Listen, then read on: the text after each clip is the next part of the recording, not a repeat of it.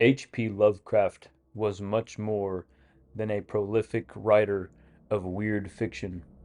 Lovecraft was a seer, deeply rooted in Ajna consciousness. His very being held an eternal link to subtle space. It was through this link that Lovecraft was able to peer beyond the wall of sleep into the realm of Turiya. Within traditional Tantra, Turiya is the point between wakefulness and the dream state. It is within the realm of Turiya that Lovecraft was able to access the great old ones. I have always felt a deep connection to the work of Lovecraft. His writings carry with them a sense of the uncanny that somehow pierces the dimensional barriers. As a child, I was particularly interested in the Necronomicon. The Necronomicon is a book that is featured heavily within the works of Lovecraft. It has been assumed within common society that the Necronomicon is a fictional book, a prop that is employed by Lovecraft in order to build his mythos. After years of heavy ritual work, I can now say with confidence that the Necronomicon is a real book, though it does not exist within the present dimension of consciousness. The Necronomicon is what I call a subtle book. It exists within the realm of subtle space, in Turiya, the place beyond the wall of sleep. The Ajna is the chakra that connects the mind to subtle space. Through activation of the Ajna, it is possible to spirit walk through subtle space and make contact with entities in separate dimensions of consciousness. I have accessed subtle space many times in my life. In my journeys through subtle space, I have developed an awareness of the energetic nature of the beings and objects that I have encountered in various dimensions. It is through my explorations of subtle space that I have gained the capacity to recognize whether or not I have encountered a real entity, or if I have instead identified a figment of my imagination.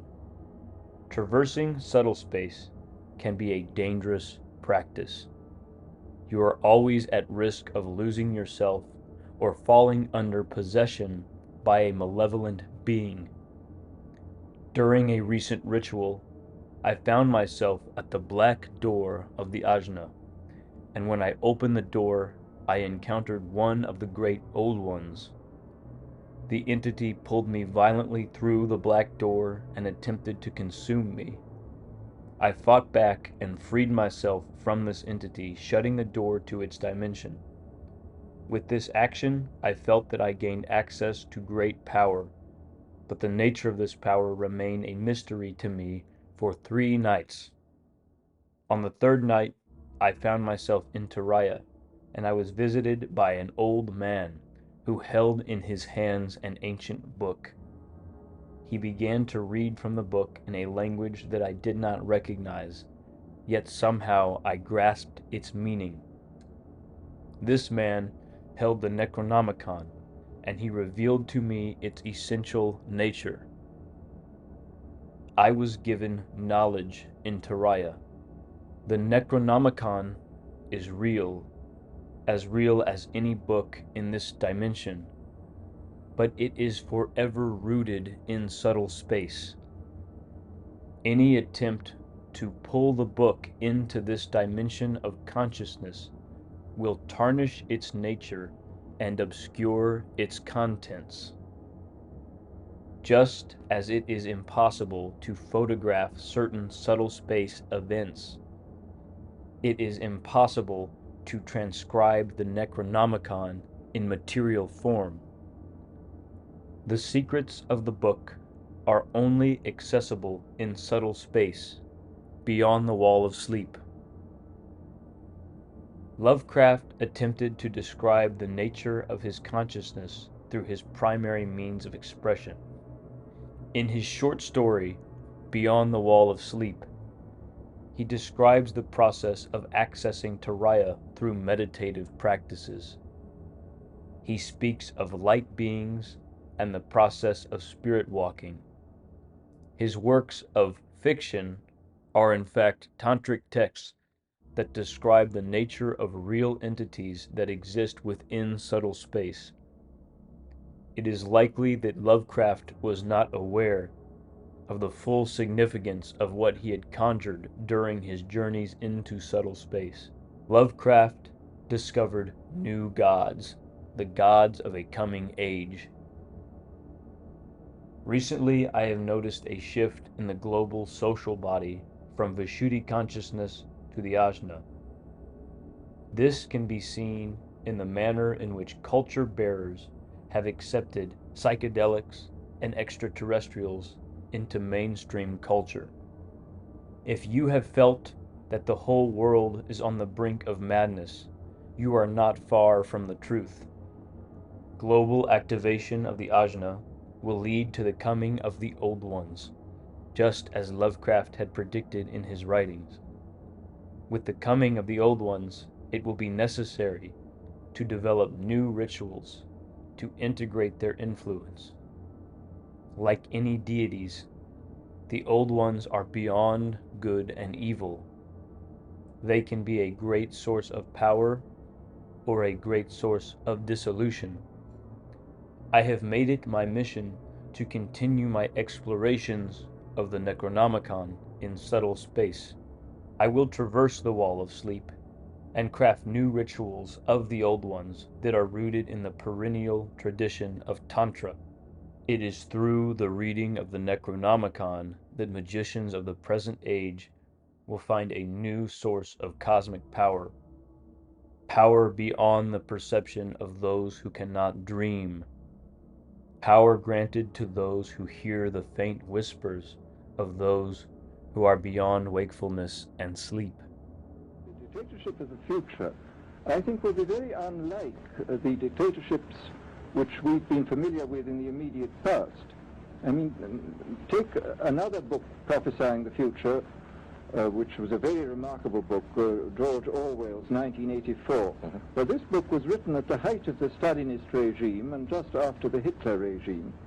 And there he foresaw a dictatorship using entirely the methods of terror, the methods of physical violence. Now, I think what is going to happen in the future is the dictators will find, as the old saying goes, that you can do everything with bayonets except sit on them.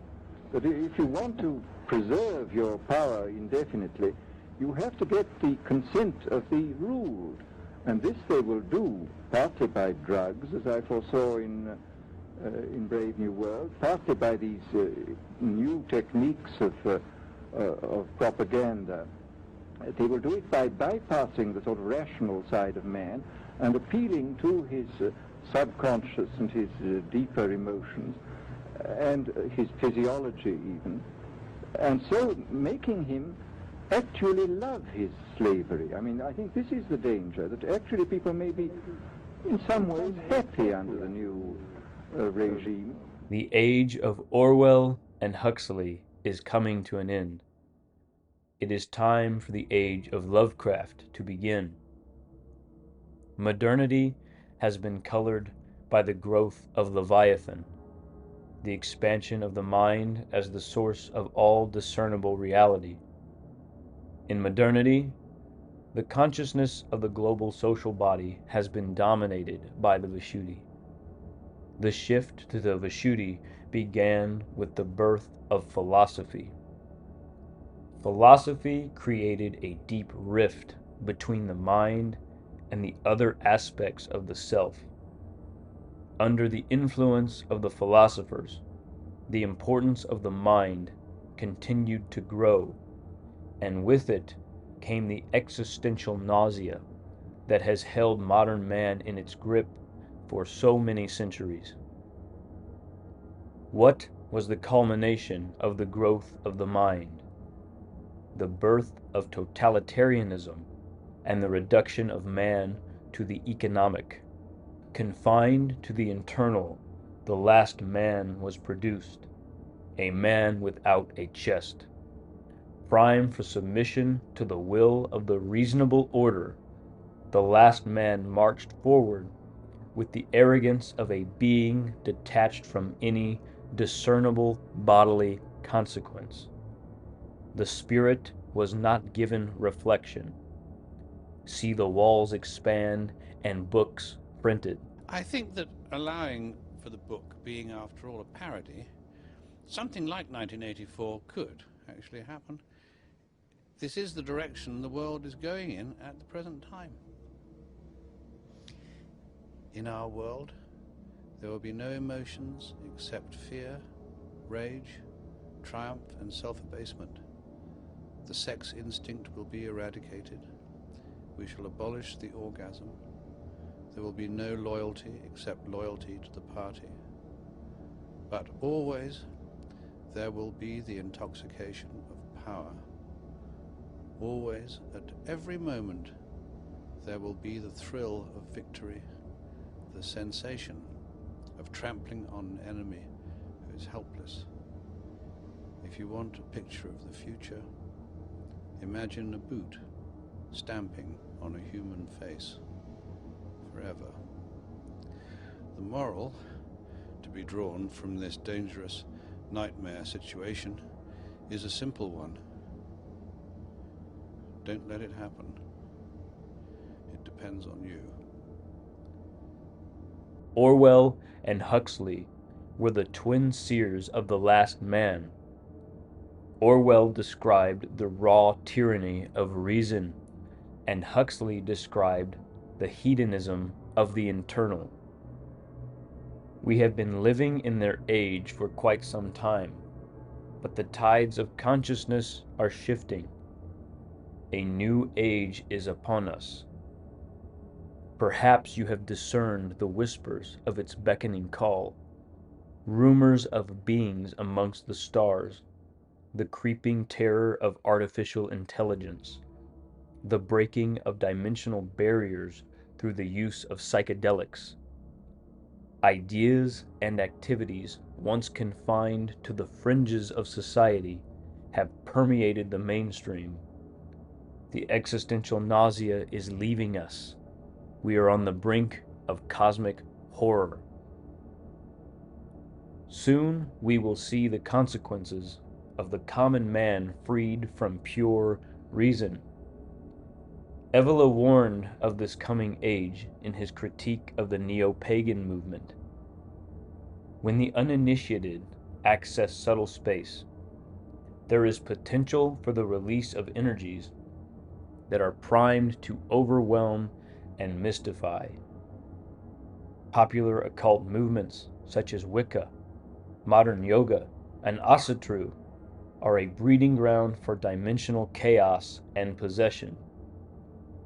The New Age movement is rife with the thrashings of the blind idiot god. Occult anarchy is about to reach its peak. That which was once buried in the deep trenches and wide vistas will be immediately perceptible to the common man, throwing society into a fit of collective madness. If you think that things have gone a bit mad in recent years, just wait for what lies around the corner. When the collective consciousness of the social body shifts from the Vishuddhi to the Ajna, subtle space will creep into this dimension in a manner that is outside the realm of understanding for the modern man.